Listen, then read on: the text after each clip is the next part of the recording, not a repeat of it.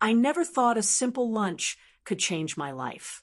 My name is Trinity. I'm 22, and for the past 3 years, I've lived in a house where my dad's new wife, my stepmom, was supposed to be a second mother to me. At least, that's what everyone outside our house would assume. Inside, things were different. I learned the hard way that the person you trust most in your home can sometimes be the one quietly hurting you. It started like any ordinary Tuesday.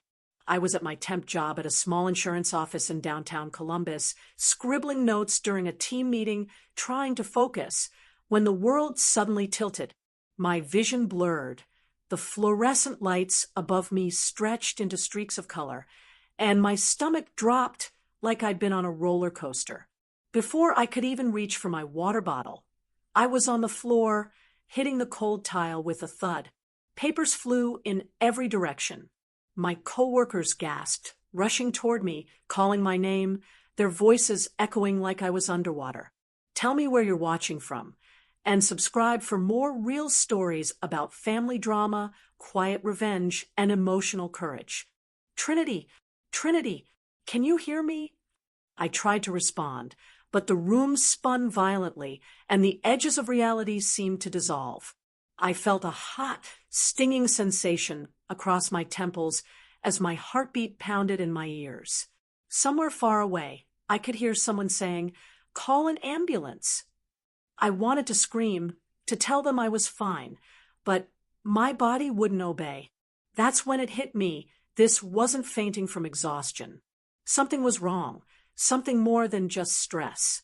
Later, when I woke up in the emergency room, I was shaken but not fully aware of the months of subtle warning signs I'd been ignoring. The nurse handed me a cup of water, her expression polite but concerned. My coworkers crowded the doorway, whispering among themselves. One of them, Sarah, my closest friend at work, gave me a look that made my stomach twist. "Trin, you've been off for weeks. This isn't just work stress," she said softly, as if she already knew I'd been pretending. I nodded, trying to convince both myself and everyone else that I was fine. I wasn't. I felt hollow, weak, and a creeping fear settled into my chest. For months, I had been feeling tired in ways that sleep couldn't fix. I'd been having nausea almost every morning, random headaches, and dizzy spells that I brushed off as dehydration or lack of caffeine. But lying in that hospital bed, staring at the sterile white ceiling, I knew deep down this wasn't normal. As I was discharged with vague reassurances from the doctor, my mind drifted back to home, back to my stepmom, back to my dad, and back to the lunches she packed for me every day. I remembered that morning specifically. She had been unusually cheerful, humming while she packed my lunch, a sandwich neatly wrapped in wax paper, a small bag of chips, and an apple that glistened as though polished by hand. "You've got to eat well today, Trin," she said with a smile that felt just a little too sharp. "You've got to stay strong for work." I had nodded, feeling her hand brush mine as she placed the bag in my backpack. It was such a mundane, everyday gesture, the kind most people barely notice. But in hindsight, it was the beginning of something I couldn't yet name, a daily routine that had become a quiet weapon. I never thought to question it at the time. Who would? She was my dad's wife. She cooked for me, cared for me, or at least that's how it seemed. When I finally got home that evening, my father was sitting in his recliner, scrolling on his tablet. "You're being dramatic, Trinity. You probably just skipped breakfast or didn't drink enough water," he said, not even looking up. Dad, I don't think this is just that. "I passed out at work," I said, trying to make him see the urgency, my voice trembling. He shrugged. "You've been stressed.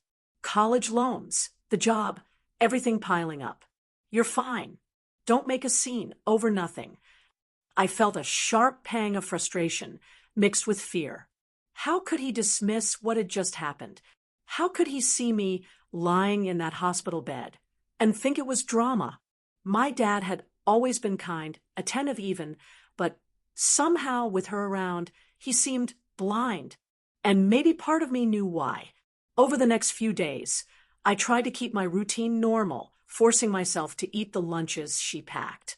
I didn't want to make a fuss, but I began noticing small things.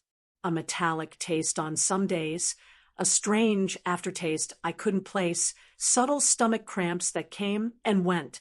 At first, I told myself it was anxiety. It had to be. She was my stepmom. My dad trusted her.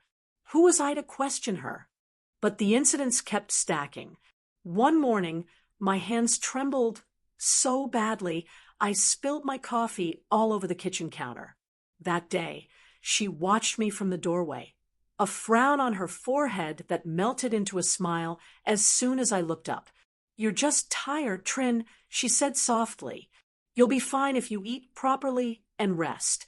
It was subtle. It was insidious. And it made me doubt myself. Maybe I was overreacting. Maybe I was being dramatic. But a small, persistent voice inside me refused to be silenced. Something wasn't right. I started keeping a journal of my symptoms, every ache, every moment of nausea, every dizzy spell. By the end of the second week, the pages were filled with meticulous notes.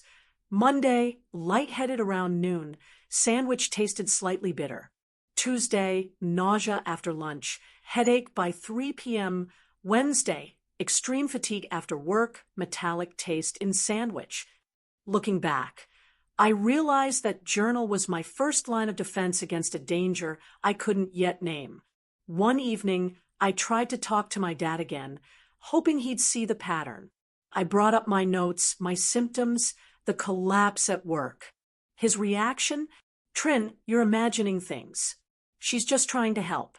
Stop worrying so much." That dismissal hurt more than the illness itself. It wasn't just my stepmom I was afraid of.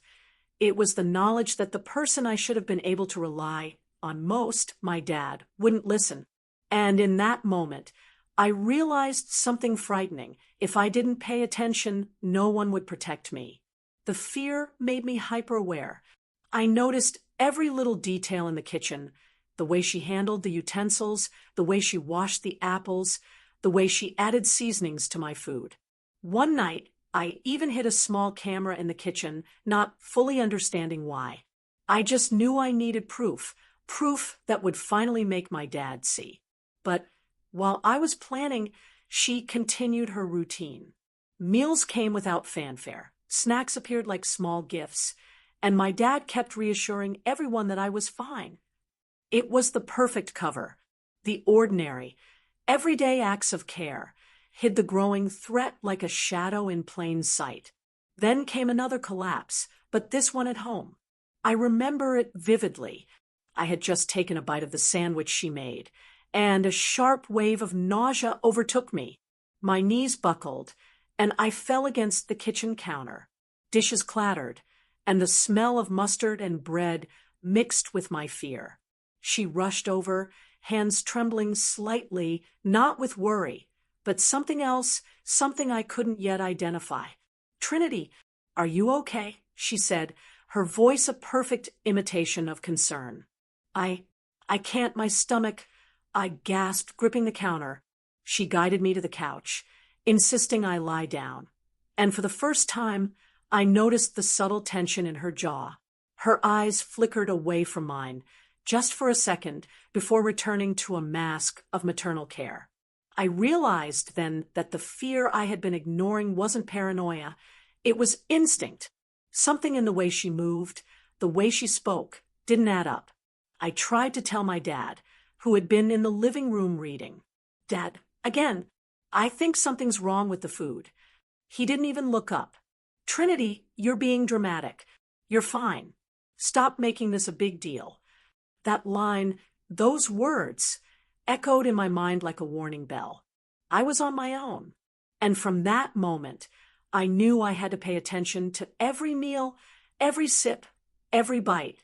I had to watch, document, and survive. Over the next weeks, I started noticing patterns I hadn't before. The tuna sandwiches made me queasy more than the turkey ones. The cookies she baked always left a faint metallic taste that lingered in my mouth.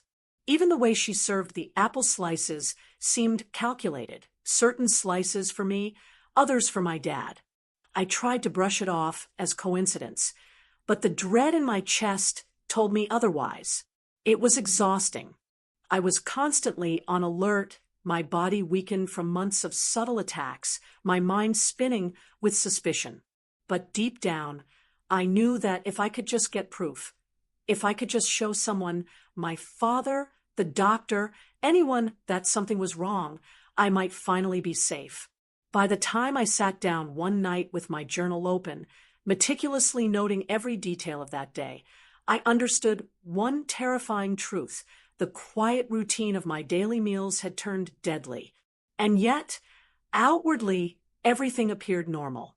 My stepmom smiled, my dad nodded approvingly, and the world carried on as if nothing were wrong. That contrast between the ordinary life around me and the danger I could feel in every bite was what made me so afraid, and yet so determined to uncover the truth. The more I paid attention, the more I realized the truth I had been avoiding. The danger wasn't random, it was methodical. Each meal my stepmom handed me was carefully designed, crafted to make me sick without anyone noticing. It wasn't about overt attacks or dramatic threats. It was small, invisible, and constant, a slow erosion disguised as care. That realization made every bite feel like a gamble, and every plate became a battleground I hadn't signed up for. The first meal I remembered noticing with real suspicion was a simple turkey sandwich she made for me one Wednesday morning. I held it in my hands at the kitchen counter. The smell of toasted bread mingling with the faint sweetness of mayonnaise. Normally, I would have eaten it without thought, but something felt off. My stomach churned even before the first bite, and I caught a faint metallic tang on my tongue. It was subtle, barely noticeable, but enough to make me pause. I forced myself to take a bite anyway, reasoning that I was just being paranoid. But within an hour, my stomach twisted, nausea spreading through me like fire, and a dull headache pulsed behind my eyes. At first, I tried to rationalize it. Maybe I had eaten too fast. Maybe it was stress, or maybe something in the office coffee was off. But as the days passed, the symptoms followed a pattern. I noticed I only got sick after eating meals she personally prepared for me, not the ones I made for myself or grabbed from the corner store, not the leftovers she didn't touch. It was her cooking, and that thought sent chills through me. I began observing her with new eyes. It wasn't paranoia this time. It was awareness. She would hum softly in the kitchen, slicing vegetables or spreading condiments, seemingly distracted, yet her eyes flicked to me just enough to notice my reactions. She never forced me to eat, never threatened me outright, but there was an intensity in her gaze that felt almost predatory. One morning, I caught her staring at me as I nibbled on an apple she had packed. For a split second, her lips twitched in a way that almost looked like a smirk before she masked it with a soft smile. I swallowed hard, pretending I didn't notice. The pattern became impossible to ignore. Some days, my energy would completely vanish after lunch. Other days, I would feel weak and dizzy by mid-afternoon, my hands trembling as I tried to type reports at work. I noticed small bruises appearing on my arms, mysterious fatigue that sleep didn't touch, and a consistent metallic taste that lingered after every meal she prepared. Every symptom was subtle on its own, but together they formed a map I couldn't ignore. I started taking small measures to protect myself. I would watch her in the kitchen pretending to scroll on my phone while she moved around the stove and count her. I noticed things that seemed innocuous at first: a tiny vial tucked behind a row of spice jars, a small spoon with a faint residue, an extra pinch of salt that always seemed to be added to my portion alone. I didn't know what it meant yet, but the patterns gnawed at my mind. Every day, The mundane act of eating became an exercise in vigilance. There were days when I tried to refuse her food. I would eat a salad I made myself or order takeout, only to have her notice immediately. "Trinity, honey, you need to eat properly," she would say, her voice calm, sweet, almost caring, yet edged with something I couldn't name. "You'll feel better if you have what I made." Her insistence was subtle but persistent, a quiet push that made me doubt myself. I began to feel trapped, as if the choice wasn't really mine. One morning, after yet another dizzy spell, I decided to experiment. I secretly took one of her sandwiches to my bedroom, opened it, and examined every layer, every ingredient. My eyes fell on the sandwich spread, a pale, creamy smear of mayonnaise that had a faintly unusual smell. Not strong enough to alarm anyone who didn't know, but distinct enough that my stomach clenched when I sniffed it. I touched it lightly with the tip of my finger, and the texture felt off. Not spoiled, not rotten, but chemical. The thought made me shiver. Could she really be poisoning me? The idea was horrifying, almost too surreal to consider. I wanted to confront her, but I didn't dare. My dad would never believe me. And besides, the thought of her smiling while I accused her of such a thing was terrifying. Instead, I began documenting everything. I kept a notebook hidden under my bed, logging every meal, every symptom, every fleeting glance she gave me while preparing food. I noted the time I ate, how I felt afterward, what I had touched, and anything unusual about the taste or texture. Each entry made me feel more in control, even as the sickness persisted. One day, I noticed a small but telling detail. She had prepared chicken for dinner, and while my portion looked identical to my dad's, the texture of the meat was slightly different, drier, almost powdery in some areas. I ate it anyway, because I couldn't raise suspicion, but within minutes, my stomach rebelled. I felt queasy, hot and cold at the same time, and my pulse raced. I excused myself to the bathroom, gripping the edge of the sink as waves of nausea washed over me. In the mirror, I caught sight of my pale, drawn face and the dark circles under my eyes. I barely recognized myself. These incidents weren't just physical, they were psychological. I started second-guessing everything. Was the dizziness real, or was my mind exaggerating it? Was the metallic taste in my mouth really there, or was it paranoia? Every moment at home became a test, every meal a potential threat. I stopped trusting my senses entirely. Eating became a negotiation with fear, a careful balancing act to survive another day. Then came the turning point. One evening, I watched her in the kitchen more closely than ever before. I noticed her taking a small jar from a high shelf, one I had never seen her use before.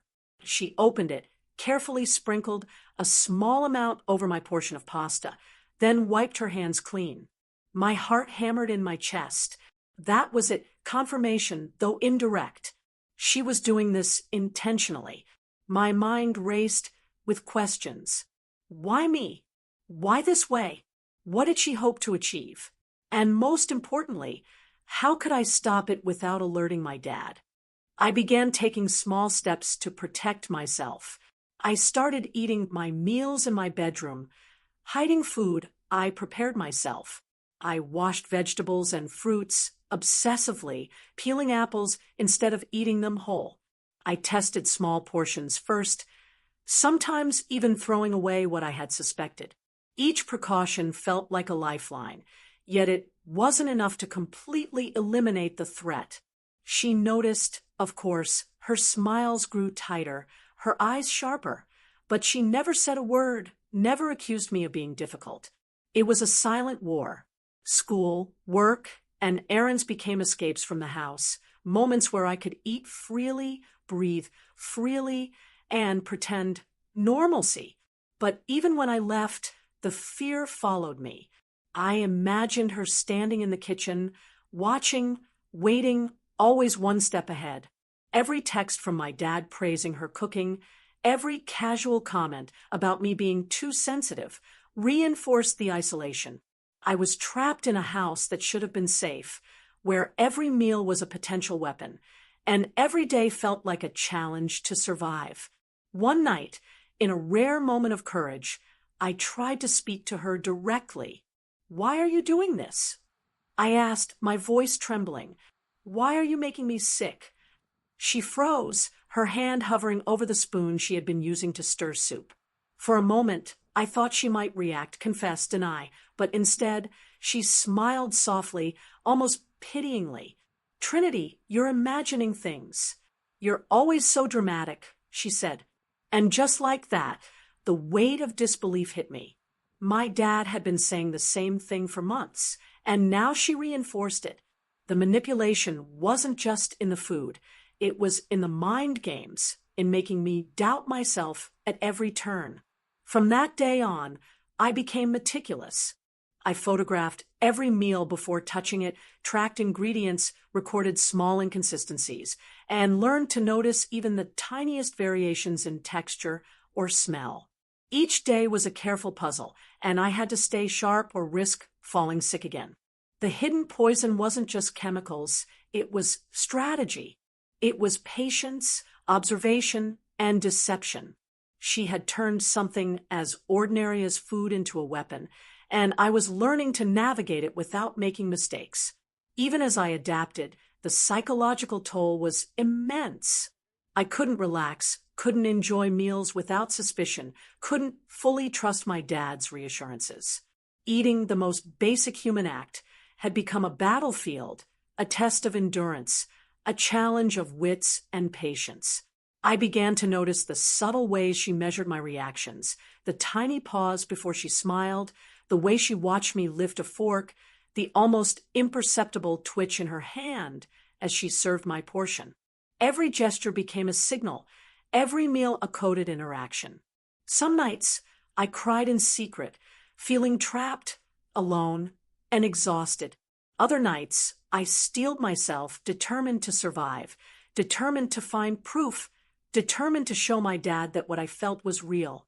And through it all, the hidden poison, her calculated care, her disguised meals, her silent manipulation continued to weave itself into the fabric of our home. I realized that surviving wasn't just about avoiding illness. It was about protecting my mind, staying aware, and maintaining hope. By the time the weeks passed, I knew I had a clearer understanding of her methods than she might have expected. She had underestimated my observation, my memory, and my instinct. And though I was weaker physically, my resolve grew stronger. Every meal she prepared, every seemingly innocent snack, every polite smile in the kitchen became a challenge I was ready to meet, armed with awareness, caution, and determination. After weeks of careful observation, meticulous documentation, and barely surviving each meal my stepmom served, I reached the point where instinct wasn't enough anymore. I needed proof, not just gut feelings or a vague pattern in my journal, but concrete, undeniable evidence that could expose what had been happening to me. Every night, I lay in bed replaying her movements in the kitchen, the slight changes in the texture of my food, the way she measured ingredients with perfect consistency. I realized that suspicion alone wasn't sufficient. If my dad didn't believe me, and he hadn't so far, I needed something scientific, something that couldn't be dismissed as imagination. It was a Thursday when I finally worked up the courage to bring it up to my primary doctor. I had scheduled an appointment under the pretext of lingering fatigue and recurring nausea, but I went prepared with every symptom logged in my notebook. I don't know if I'm just being paranoid, but I feel like something in my diet is making me sick, I said, my voice shaky. The doctor, a middle-aged woman named Dr. Keating, looked at me with attentive curiosity, her brow furrowed as she listened to my recounting of symptoms. "I want to run a full blood panel," she said after a pause, her tone calm but firm. "We'll check for anything from vitamin deficiencies to chemical exposure. It might be nothing, but we'll know for sure." I nodded, relief and anxiety colliding in my chest. Finally, I was taking a step toward answers.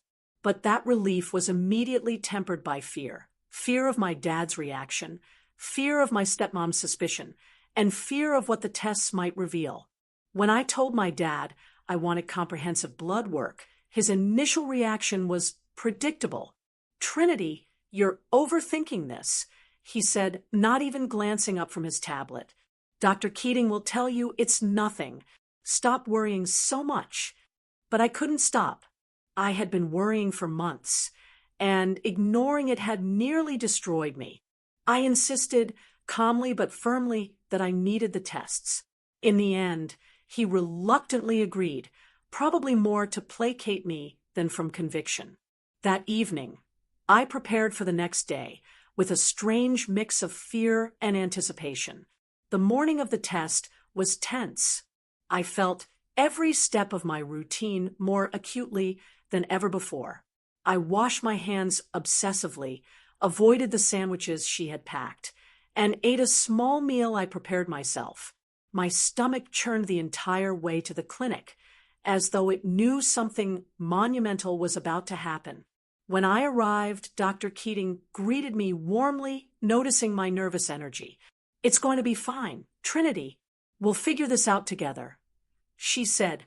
Her words grounded me slightly, but I couldn't shake the apprehension that had been building for weeks. The procedure itself was simple, just a routine blood draw, but the tension was anything but simple. The sterile scent of the clinic, the faint buzzing of fluorescent lights, and the soft murmur of the reception area all felt amplified. I gripped the edge of the chair as the nurse inserted the needle, my heart thudding loudly in my ears. Every drop of blood drawn felt like a small concession, a surrender of proof into the hands of someone else. Days passed slowly. I returned to work, still careful with my meals, still hyper-aware of every bite. Every phone notification made me jump, wondering if it was the clinic calling with results. My dad didn't ask, and my stepmom seemed indifferent, as though nothing had changed. But I knew better. She noticed. She always noticed. Finally, the call came. I was at my apartment, nervously fidgeting with a pen, when Dr. Keating's name flashed on my phone. I answered on the second ring, my voice betraying a mixture of fear and anticipation. "Trinity, we need to discuss your results in person," she said, her tone calm but firm. "They're unusual. I want to go over them carefully with you." My stomach dropped. Unusual? That word alone made the weeks of anxiety coalesce into a sharp spike of dread. I scheduled an immediate appointment. That afternoon, I sat in the same sterile clinic room, hands clasped together, so tightly my knuckles whitened as Dr. Keating laid out the papers in front of me.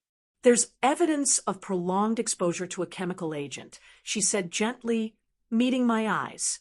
"It's not something your body would encounter naturally in food, water, or everyday environment. The levels in your blood indicate long-term ingestion. This has likely caused your recurring nausea, fatigue, and dizziness." I stared at the words, unable to process them fully at first. My heart pounded so hard I thought it might burst from my chest. Chemical agent, long-term ingestion. The pieces I had been trying to connect for months suddenly snapped together. It wasn't imagination. It wasn't stress. It wasn't something I was doing wrong. It was deliberate. Tears welled up in my eyes as reality crashed down. Every sandwich, every apple slice, every meal she had handed me over the past months, it had been intentional.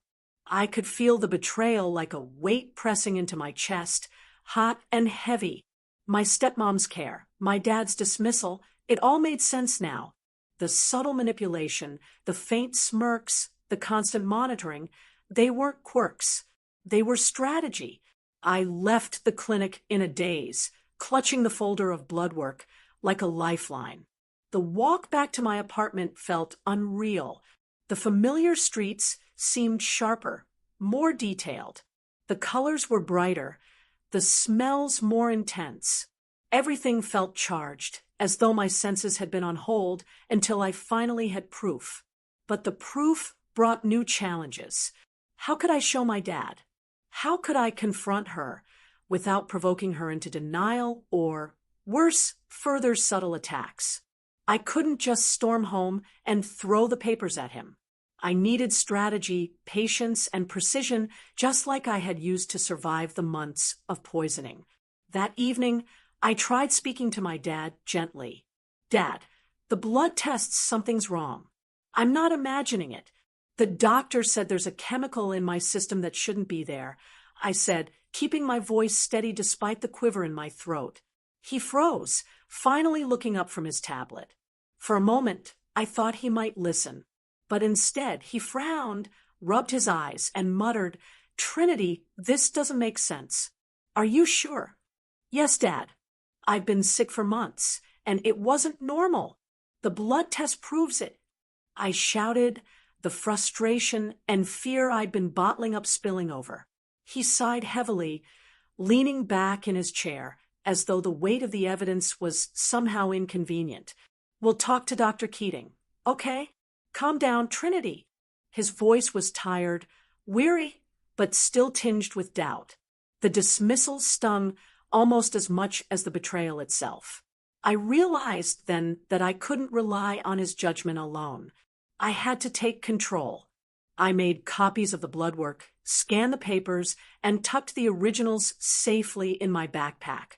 Every precaution I had learned during the weeks of survival applied now. Document everything, prepare for denial, and never underestimate her subtle manipulations. That night, I reviewed every entry in my journal alongside the blood work results. The patterns were undeniable. The meals that made me sick, the timing of symptoms, even the variations in taste and texture. It all matched the chemical exposure indicated in my blood. I felt a bitter mixture of validation and horror. I had survived months of invisible attacks, and now I held the evidence to prove it. But the victory was bittersweet. Trust in my own home had been shattered. The people I should have relied on most had failed me in ways I could barely comprehend. Over the next few days, I observed my stepmom more closely than ever. The proof gave me courage. I watched her routine, noting every action, every movement in the kitchen. She was careful, calculated, yet even she couldn't fully hide the tiny tells, the faint glances at my plate, the subtle adjustment of ingredients, the almost imperceptible tightening of her jaw whenever I looked at her suspiciously. I had expected panic or outrage when I confronted her indirectly by altering my eating habits, but she simply adapted. She was patient, waiting for the right moment, confident that no one would believe me. One afternoon, she placed a plate of cookies in front of me, smiling politely. I picked one up, my fingers brushing the smooth surface, and for a split second, I felt fear spike. But then I remembered the folder of evidence tucked in my bag. I remembered the doctor's words. I remembered every moment of nausea, every dizzy spell, every bruise I had ignored too long. I felt a surge of empowerment. I could look at her now, not as a frightened girl, but as someone armed with truth, someone who could finally confront deception with undeniable proof. That night, I lay in bed, the folder of blood work on my desk, staring at the ceiling as the tension from months of manipulation finally began to shift. I wasn't fully safe yet, and the emotional scars ran deep, but for the first time in weeks, I felt a glimmer of control. The hidden poison had been exposed, not through intuition alone, but through science, evidence, and persistence. The months of doubt, fear, and confusion finally had something tangible to anchor them. I spent hours staring at the folder on my desk, the blood test results glaring back at me in cold black and white. My hands shook as I traced the chemical levels with my finger, feeling a mix of fear, anger, and determination coursing through me.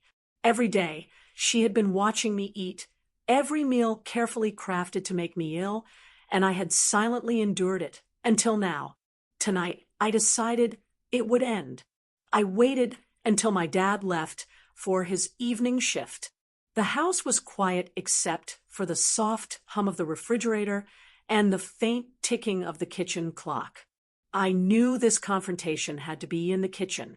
After all, it was her domain, the place where all the subtle betrayals had occurred.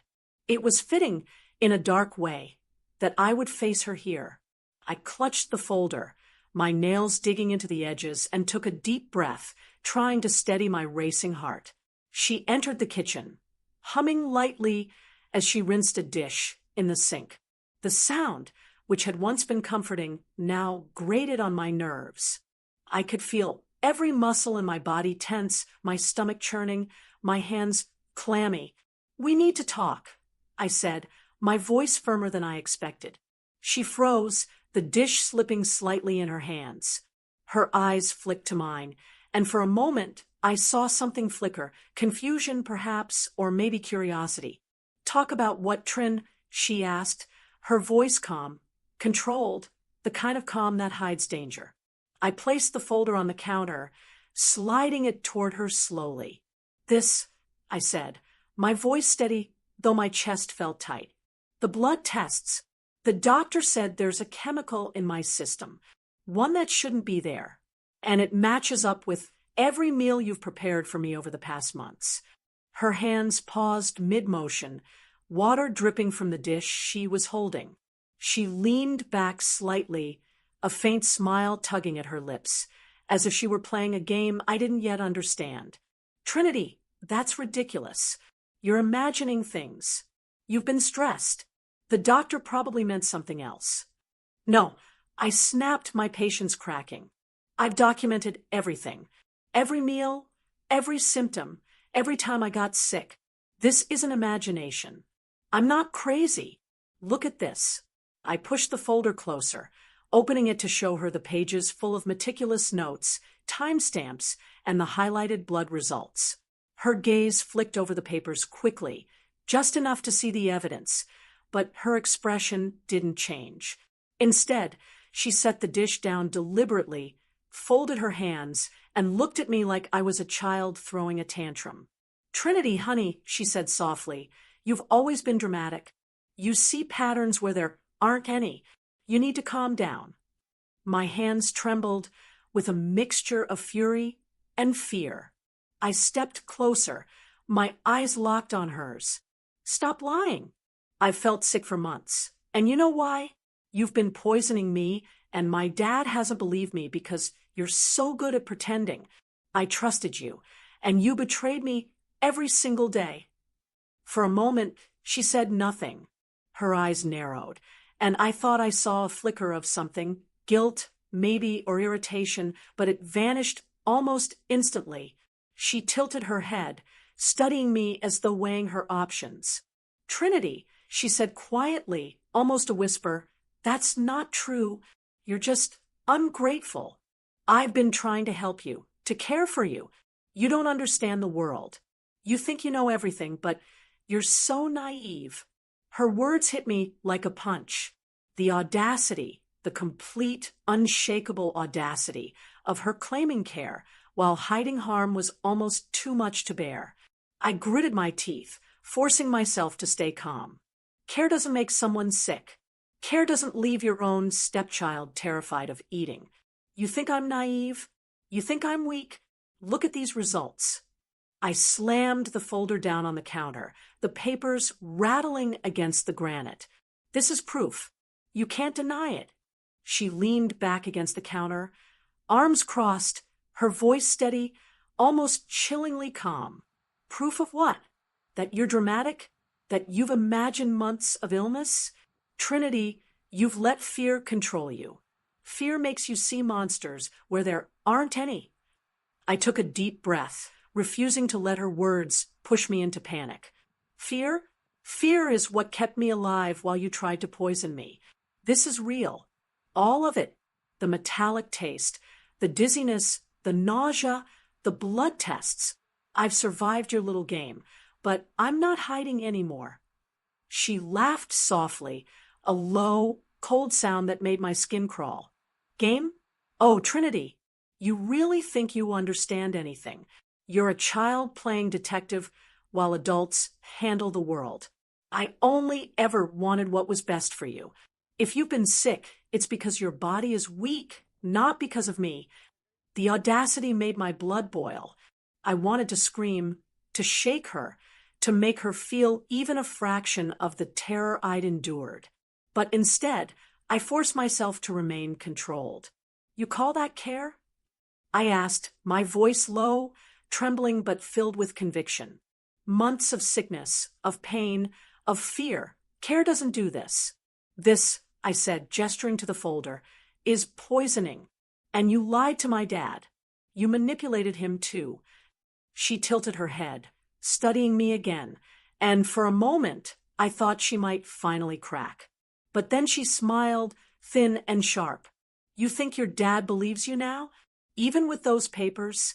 You really underestimate how much people want to believe the person they love. You'll never convince him completely. That sentence, meant to intimidate, sparked something inside me I didn't expect: resolve. I realized that I wasn't just confronting her for proof or for justice. I was confronting her for myself.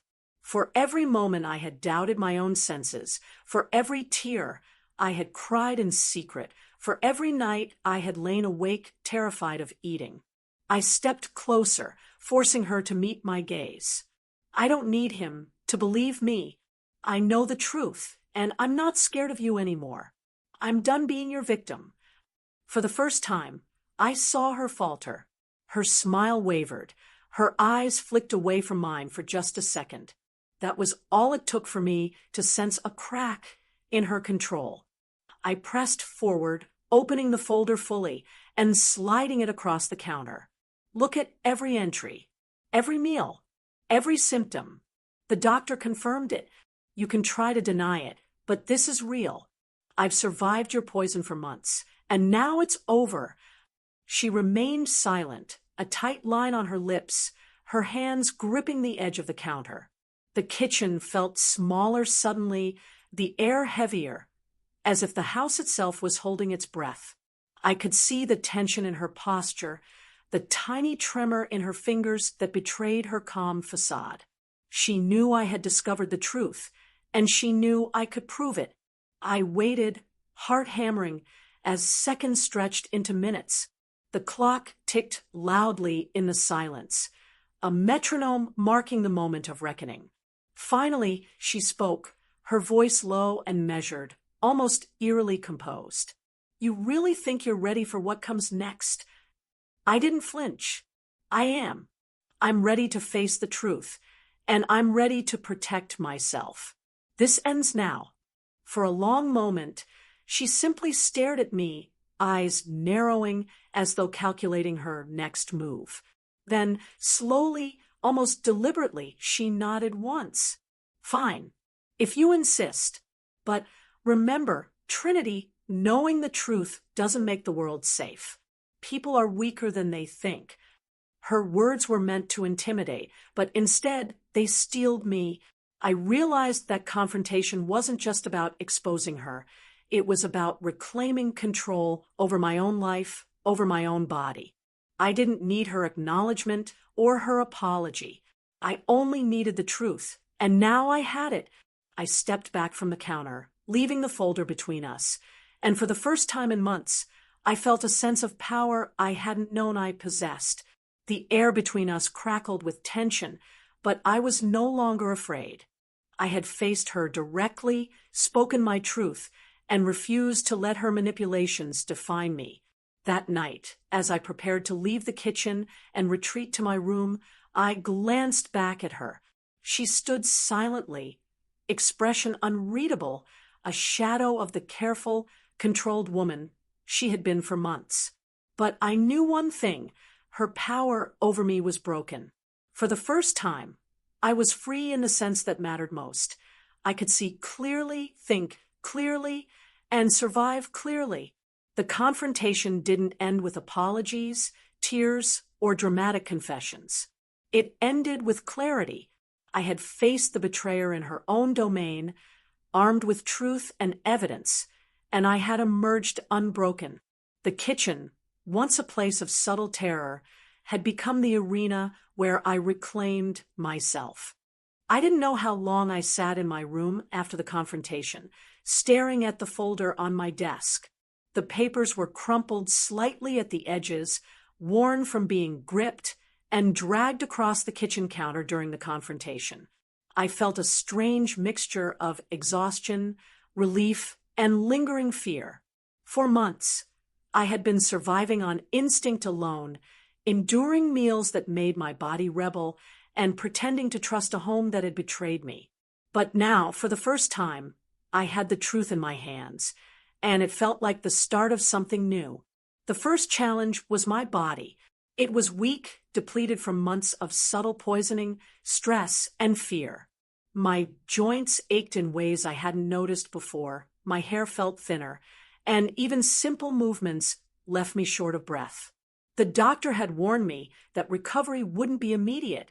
My body needed time to flush out the toxins, regain strength, and heal from the silent assault. I had to relearn what it meant to eat safely, to sleep without anxiety, and to trust that my body could function without sabotage. I began with small steps. The first day, I prepared a simple breakfast in my kitchen. A bowl of oatmeal with fresh fruit I had washed and peeled meticulously. I ate it slowly, savoring every bite, allowing myself to notice flavors without fear.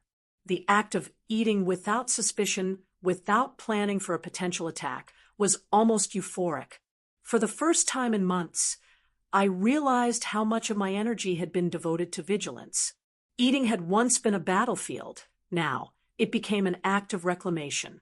But physical recovery was only one layer. My mind was still on high alert. Every noise in the house made me jump. Every movement outside my door caused my stomach to knot. I could still hear her voice in my head, the subtle tones of her manipulations, the way she had smiled while hiding harm. Therapy became essential. I began seeing Dr. Larkin, a counselor specializing in trauma, sitting in her office, recounting my months of fear, nausea, and betrayal. I realized just how deeply my stepmom's actions had affected me. It's not just the physical toll. Trinity, Dr. Larkin said, her voice gentle, yet firm. You've been living in a state of constant vigilance. Your mind has been fighting to keep you safe, but it's also exhausted. Healing isn't just about flushing out toxins. It's about reclaiming your sense of self and trust. I nodded, letting the words sink in. I realized that survival was no longer just about avoiding harm. It was about learning to live fully again.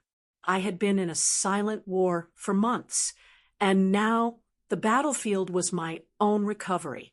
My dad's response added another layer to navigate. Initially, he avoided discussing the blood test results, pretending that everything was fine, as if ignoring the evidence could make it disappear. I tried to involve him gently, sharing updates from Dr. Keating and Dr. Larkin, but his denial lingered like a stubborn fog. I understood, though. Accepting that the person you love and trust has harmed someone you care for is a painful process. And he was struggling too. But I also realized that I couldn't wait for him to come around fully. My survival depended on me taking the lead. Over the next weeks, I created a careful routine for myself. Meals became structured, predictable, and safe. I bought my own groceries, prepared my own food, and experimented with ingredients, noting which combinations made me feel strong rather than weak. Each successful meal was a victory, a small declaration of independence. I learned to trust my senses again, to listen to my body without fear. Cooking, once a source of anxiety, became a ritual of empowerment. Sleep, too, was a challenge. For months, I had lain awake, tense, imagining every possible threat. The smallest sounds, the hum of the refrigerator, the creak of floorboards, had been amplified into imagined danger. But with therapy, mindfulness, and patience, I slowly allowed myself to rest.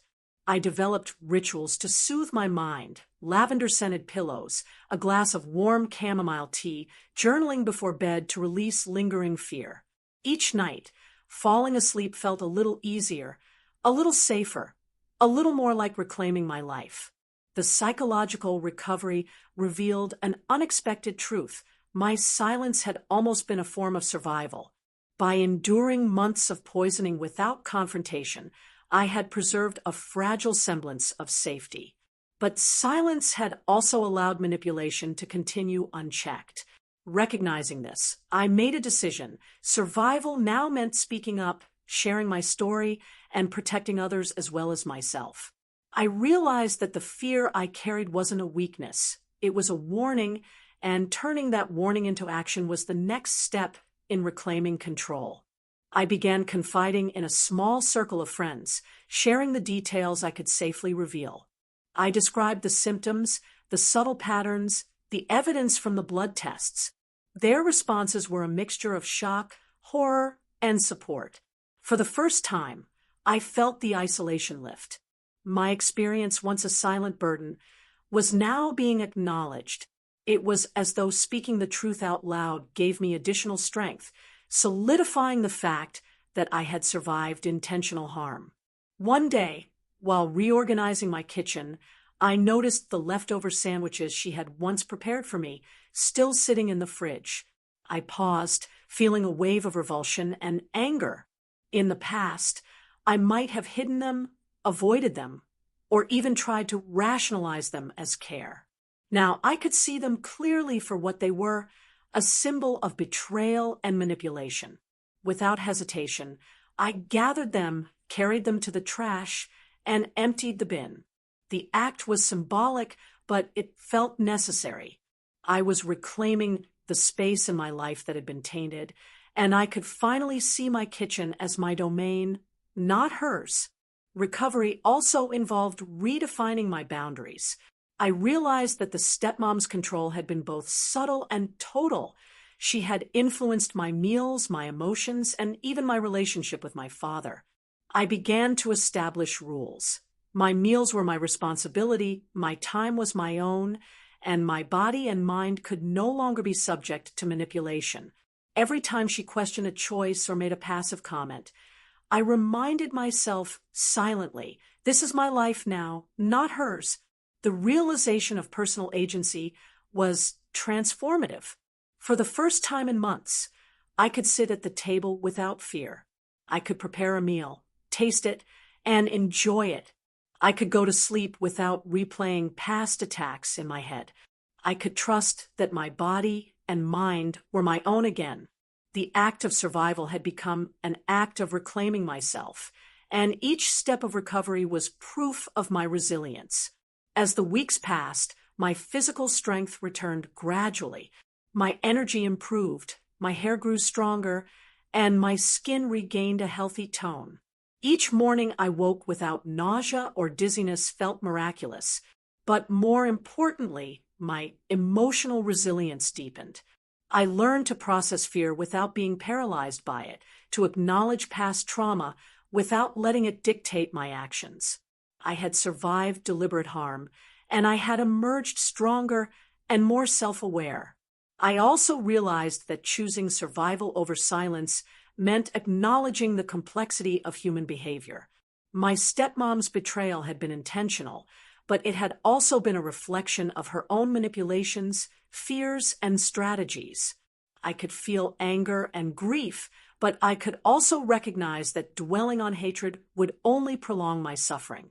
By focusing on recovery and empowerment, I transformed pain into strength. One evening, while journaling about the past months, I wrote, "I survived because I refused to be a victim forever. Silence kept me alive, but speaking and reclaiming control will allow me to truly live." That sentence encapsulated the essence of my journey. The betrayal, the poison, the fear, they had shaped me, but they would not define me. Recovery also meant making plans for the future. I considered moving out, finding a place where I could have full autonomy and safety. I explored cooking classes to expand my confidence in preparing meals, turning a former source of fear into a new skill. I connected with supportive friends and mentors who encouraged my independence. Each decision was deliberate, an affirmation that I was no longer at the mercy of fear or manipulation. Even interactions with my father evolved. I began sharing insights and progress with him cautiously, focusing on facts and evidence rather than anger or blame. Over time, he began to acknowledge the reality of what had happened, albeit slowly. I realized that my survival didn't require his immediate belief. It required my readiness to protect myself, my willingness to act, and my commitment to my own well-being. In quiet moments, I reflected on the months of fear, manipulation, and poisoning. I remembered the dizzy spells, the metallic tastes, the faint bruises, and the exhaustion that had once consumed me. But I also remembered the resilience I had discovered within myself, the meticulous tracking, the courage to confront, the determination to reclaim my body and mind. Each memory was a reminder that survival isn't passive. It is active, deliberate, and fiercely personal. Choosing survival over silence also meant preparing for potential challenges in the future. I knew that my stepmom might attempt manipulation again, subtle or overt, but I felt equipped to handle it. I had learned to trust my instincts, gather evidence, and assert boundaries. The poison might have been hidden, but my awareness, resolve, and determination were not. I finally understood something profound. Survival isn't just about enduring. It's about reclaiming agency, acknowledging betrayal without being consumed by it, and building a life that cannot be sabotaged by fear or manipulation. My recovery wasn't linear. There were bad days, moments of doubt, and lingering anxiety, but each day I reclaimed strength, clarity, and independence. By the time I could fully eat without fear, sleep without dread, and live without constant vigilance, I knew I had reached a new stage. I had chosen life, clarity, and empowerment over silence, fear, and helplessness. The months of poisoning, manipulation, and betrayal had tested me in every way, but I had emerged stronger, wiser, and fully aware of my capacity to survive. The kitchen, once the site of subtle attacks, had been transformed in my mind from a battlefield into a symbol of resilience. Every meal I prepared for myself was a declaration of survival. Every decision I made independently was a step away from fear and toward freedom. I had endured the hidden poison, confronted the betrayer, and chosen to speak, reclaiming not just my health, but my life. Sitting at my kitchen table now, watching the sunlight spill across the counter, where once every plate had felt like a threat, I finally feel a sense of peace that I didn't think was possible months ago. It's strange how a place that had been the source of so much fear, the room where every meal carried the potential for harm, can become a space of reclamation. I cook my own meals, experiment with flavors, and savor every bite not as a cautious exercise in survival, but as a deliberate act of self-love and control. The metallic taste, the nausea, the constant vigilance that had consumed my life for so long, they are memories now, reminders of resilience rather than ongoing terror. I've learned to trust my senses again, to listen to my body, and to respect the limits of my own mind. This is a freedom that can't be taken away, a boundary I have carved out for myself, and it feels extraordinary. The betrayal I endured left scars. Yes, emotional, psychological, and physical, but it also forced me to discover strengths I hadn't known existed. I realized that survival is not passive. It's active, deliberate, and requires courage, persistence, and self-belief. Confronting my stepmom, documenting every meal, seeking medical evidence, and standing firm in the face of denial taught me that truth has power, even when others refuse to acknowledge it. I don't need anyone's approval to validate my experience. I only need my own acknowledgement of what I endured and my own commitment to moving forward with clarity and purpose. Recovery, I now understand, isn't about forgetting or pretending nothing happened. It's about taking what could have destroyed you and transforming it into fuel for self-empowerment. It's about reclaiming your body, your mind, and your life from someone who tried to manipulate and control you. It's about learning to say no to fear, no to silence, and yes to life. Each day I reclaim control over my meals, my choices, and my safety. I feel more whole, more confident, and more determined to never allow someone else's malice to dictate my well-being again. And perhaps most importantly, I've learned that survival is not something to endure in isolation. Speaking my truth, sharing my story, and leaning on the people I trust, my friends, my doctor, my counselor, has been as vital as the medical recovery itself. Silence protects no one. It only prolongs the harm. Choosing to speak, to confront, and to protect myself is not just an act of courage. It's a commitment to my own dignity, my own life, and my own freedom. Now, as I pour myself a glass of water and watch the sunlight catch the edges of the counter, I feel something I haven't felt in months: complete ownership of my life. The past does not define me. It shapes me, teaches me, and reminds me that I am stronger than I ever imagined. I survived the hidden poison, I faced the betrayal, and I reclaimed my existence. And from this point forward, I choose to live fully, speak boldly, and protect fiercely, knowing that survival is only the first step, and true freedom is the one we create for ourselves.